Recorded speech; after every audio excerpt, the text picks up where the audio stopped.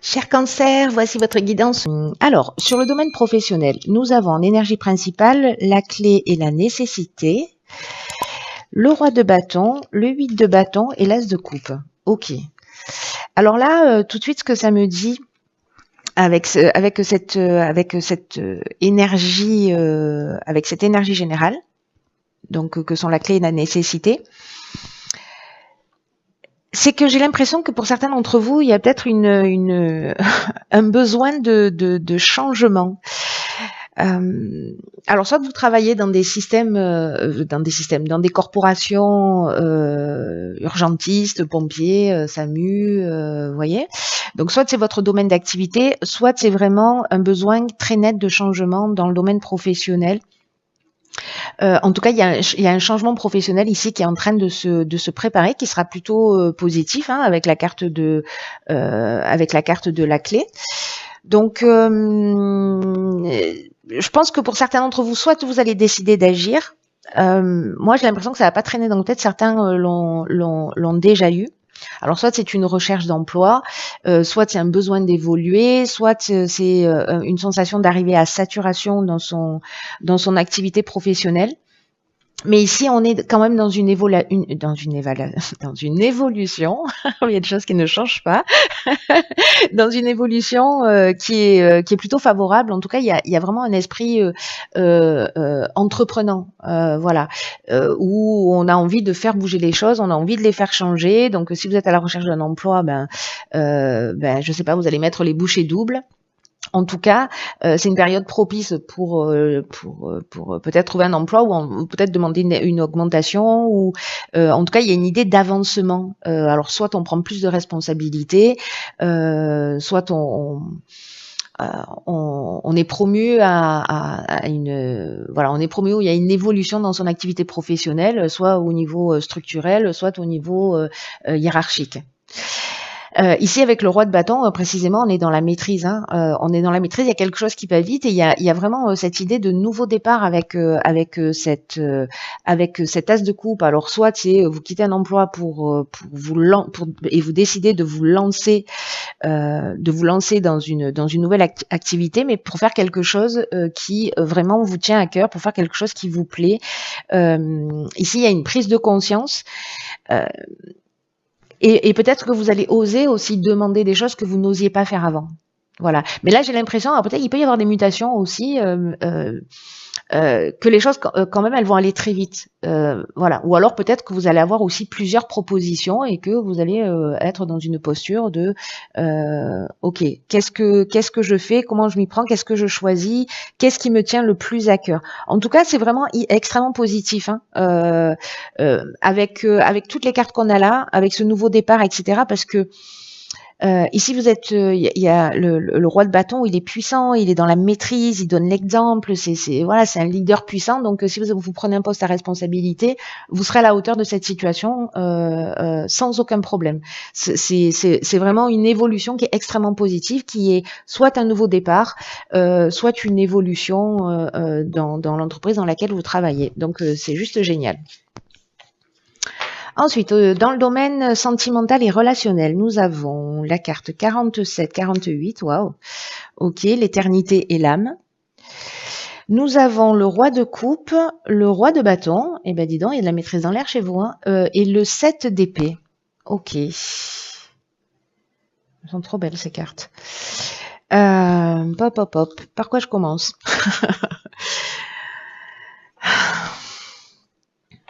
Je vais commencer par ces cartes-là d'énergie principale que sont l'éternité et l'âme. Et en fait, l'association de ces deux cartes, elle nous dit qu'en fait, votre évolution dans le domaine sentimental ou relationnel passe par une évolution spirituelle, une quête spirituelle ou une compréhension. Donc peut-être certains d'entre vous ont besoin d'avoir un conjoint justement avec qui avoir, j'arrive pas à mettre les cartes de droite, avec qui avoir un niveau de conversation qui soit plus élevé. Peut-être que ça va s'ouvrir dans votre couple. Peut-être c'est votre conjoint qui va vous ouvrir à ça, c'est possible. Mais c'est comme s'il y avait des attentes, peut-être un peu plus importantes. Il y a peut-être quelqu'un, alors soit vous allez déclarer votre amour à quelqu'un, parce que ici avec le roi de coupe et le roi de bâton, c'est-à-dire que là on est sûr de soi, ou alors c'est lui qui va vous faire une déclaration. Ouais, c'est possible aussi. Une déclaration, parce que cette personne-là, donc homme ou femme, hein, ce cavalier, il est plutôt il y a une forme d'idéal, il y a une forme de sensibilité émotionnelle, il y a une invitation à l'amour, il a un côté romantique. Euh, il y a peut-être une idée aussi de secours émotionnel, c'est-à-dire quelqu'un là comme ça qui est dans la maîtrise, qui est sûr de lui, qui prend soin des autres, parce que le roi de bâton c'est ce qu'il fait, hein, il prend aussi soin des autres, hein, il est dans son royaume, mais il fait en sorte que tous les gens autour de lui se sentent bien.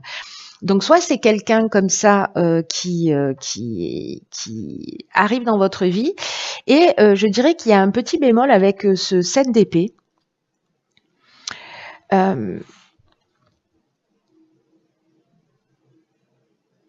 Où il y a soit une idée de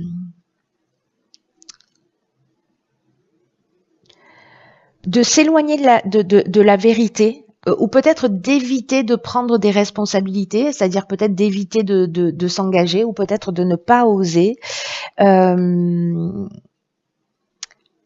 Il y a peut-être une idée aussi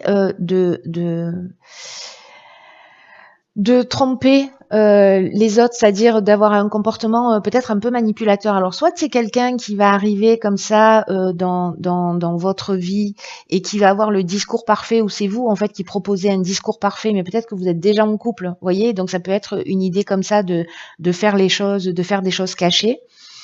S'il y a une troisième personne, ça c'est aussi une option possible. Ou alors vous vous sentez pas légitime, ce qui est aussi une option possible. Là, ce qu'on nous dit, c'est que peut-être il faut voir les choses en face. C'est-à-dire que peut-être il faut affronter la réalité, regarder cette personne pour ce qu'elle est.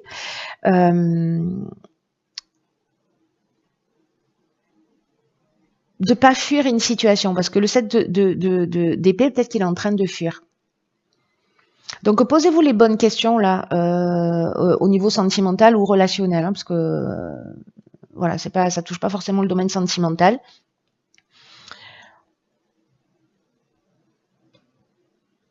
Attention aussi, je dirais, si vous êtes justement dans cette bienveillance, dans cet amour, que vous avez cette idée, enfin que vous êtes amoureux de l'amour, de pas de faire attention à qui vous allez avec qui vous allez partager cette partie-là de vous.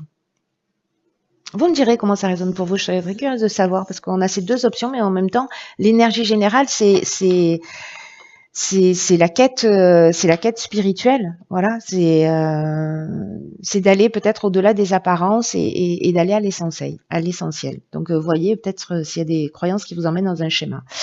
Au niveau matériel et au niveau des valeurs, nous avons ici en énergie principale le choix et le mensonge. Nous avons le 8 de bâton, nous avons deux reines, la reine de denier et la reine d'épée. Ok. Alors, là, ce que ça nous dit sur le plan matériel, c'est peut-être qu'il y a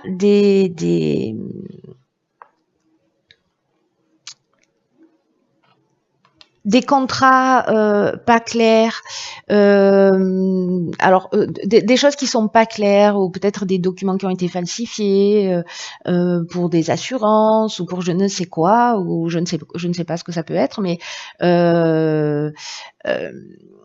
donc là attention, parce que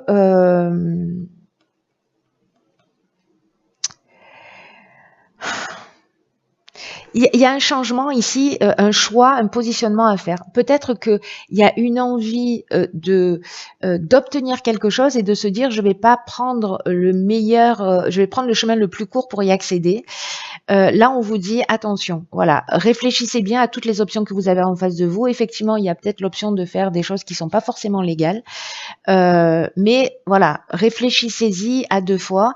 Moi, je pense, alors soit c'est quelque chose, c'est une énergie en face de vous. C'est possible aussi, hein, donc soyez vigilants quand même à ce niveau-là si vous avez des propositions. De lire entre les lignes, voilà. Ici, moi, j'ai l'impression qu'en fait, vous aurez les informations nécessaires parce que ici, il y a une idée quand même d'opportunité ou de choix multiples. Mais en tout cas, c'est comme s'il fallait changer d'attitude ou changer de regard, peut-être dans sa gestion matérielle, dans son rapport à l'argent, parce que ici, la reine d'épée, elle est lucide, elle voit les choses clairement, elle est dans une forme de maîtrise. On a deux reines là, et puis on a la reine de denier. La reine de denier, c'est le côté matériel, c'est la sécurité matérielle. Donc, j'ai l'impression que là, en fait, il va y avoir une occasion de changer d'angle de vue, mais aussi peut-être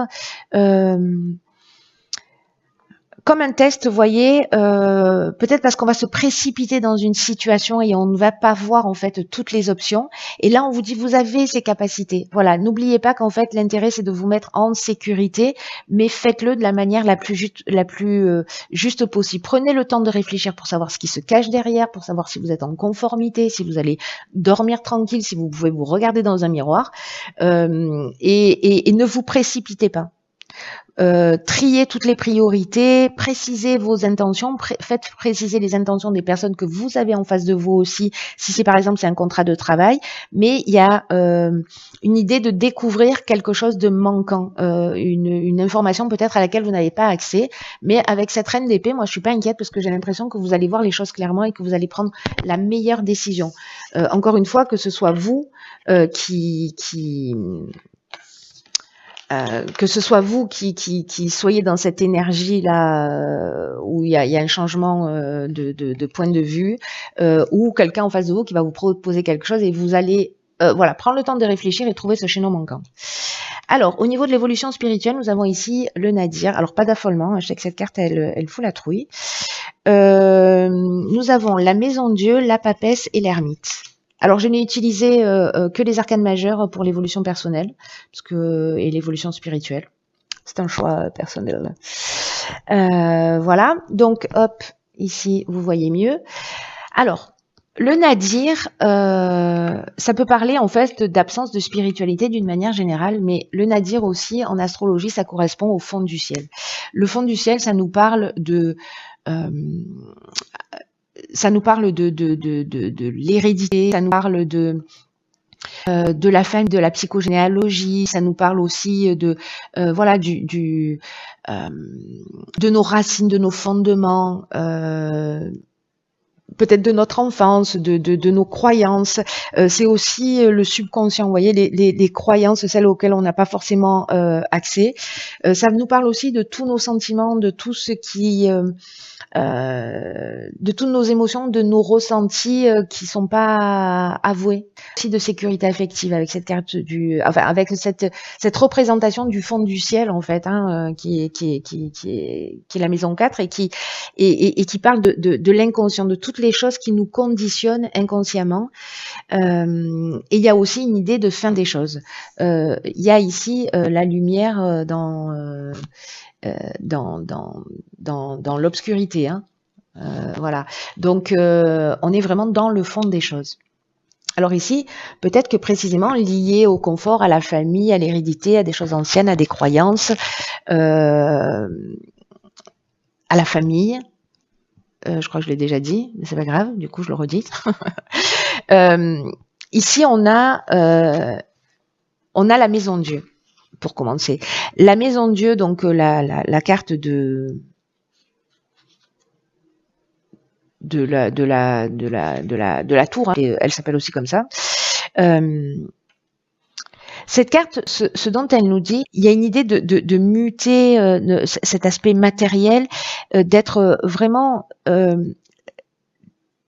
vous voyez, c'est une évolution spirituelle, mais avec une crise salutaire, parce qu'il y a un besoin d'authenticité ici qui est vraiment très très important. Et cette carte de l'ermite, en fait, c'est ce dont elle nous parle, d'aller chercher à l'intérieur de soi, de sortir des illusions, parce que la maison Dieu, elle nous parle de ça, elle nous parle aussi dans l'énergie opposée, de construire sur des illusions, d'être construit, enfin d'avoir des constructions mentales qui sont vraiment solides. On peut voilà, on a des certitudes. Peut-être qu'on refuse aussi la transformation intérieure. Il y a des choses qu'on n'a pas envie de voir. Il y a peut-être aussi une idée d'enfermement, vous voyez. Et donc là, en fait, ce qu'on vous propose, c'est justement d'aller voir à l'intérieur de vous pour être dans cette énergie lumineuse de la Maison Dieu et de tout ce qu'elle apporte, c'est-à-dire de s'ouvrir au questionnement, ce que nous propose encore une fois l'ermite. La papesse, elle nous parle précisément de ce que l'on est à l'intérieur et de ce que l'on veut montrer à l'extérieur, c'est-à-dire d'être conscient de qui on est, d'essayer d'unifier ce que l'on voit de soi et de ce que l'on veut révéler de soi. Donc il y a une idée ici de gestation en fait avec cette carte de l'ermite, avec cette carte de la Maison Dieu, d'aller voir vraiment à l'intérieur de soi. Il y a une espèce de maturation comme ça silencieuse pour accoucher de soi. Pour aller au-delà des apparences et justement pour briser ces illusions. Et cette papesse, en fait, c'est ce qu'elle propose. Il y a une idée d'accouchement de la vérité. Alors c'est intéressant par rapport au tirage sur les domaines précédents, hein, on a vu qu'il y avait du mensonge, on a vu aussi avec ce 7 d'épée, voilà, d'affronter la vérité, de pas faire semblant de pas la voir. Ici, l'ombre de la papesse, elle peut nous parler justement d'une forme d'hypocrisie ou une forme de dissimulation ou de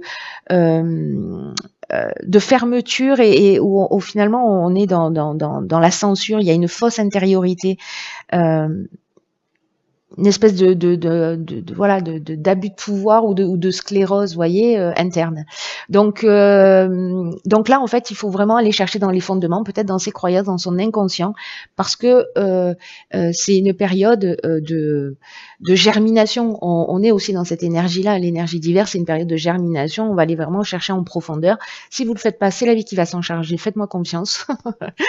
Et ça peut vraiment bousculer. Donc bon, ça reste très très intéressant parce que tout ça est là pour nous faire avancer. Mais là, on est vraiment dans l'idée d'aller. Quand je vous disais qu'en fait, j'ai vécu une pleine lune où vraiment ça m'a décollé la pulpe du fond, où il faut aller chercher dans ses fondements, etc. C'est pas forcément confortable, hein. Mais c'est utile, c'est pour se préparer à l'avenir, c'est vraiment utile. Et là, j'ai l'impression que ça ressemble aussi un peu à ça. Alors, je sais pas si c'est ce que vous-même vous avez vécu,